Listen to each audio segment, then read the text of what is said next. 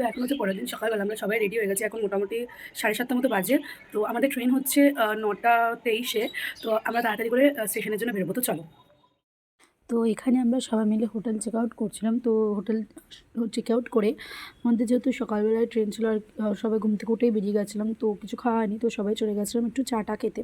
তো তারাপীঠের রোডে গিয়ে আমরা চা-টা খেয়ে এখান থেকে একটা অটো করে নিয়েছিলাম। তো এখান থেকে তোমাদের অটোই করতে হবে, আর এখানে প্রচণ্ড পরিমাণে ভাড়া নেয়, যেমন আমি বলেছিলাম। তো দেখো এখানে ওই তারাপীঠের গেটটা। তো তারপর আমরা চলে গেছিলাম রামপুরহাট স্টেশনের দিকে। তো রামপুরহাট স্টেশনে গিয়ে প্রথমে গিয়ে আমরা এখানে টিকিট কেটে নিয়েছিলাম। তারপর এখানে খেয়েছিলাম আমরা পরোটা আর ঘুগনি। তো তারপর একটু স্ন্যাক্স নিয়ে নিয়েছিলাম ট্রেনের জন্য। আর যেহেতু আমরা জেনারেল বগিতে কেটেছিলাম, সেহেতু খুবই ভিড় হয়েছিল আর ট্রেনটা একটু লেটও করেছিল, যার জন্য আমরা এখানে অপেক্ষা করছিলাম। তো দেখতেই পাচ্ছ কেমন ভিড় পুরো ট্রেনের মধ্যেই। তো তারপর আমরা এগুলো খেতে খেতে আমরা বাড়িও চলে এসেছিলাম। তো বাড়ির মতো শান্তি আর কোথাও নেই।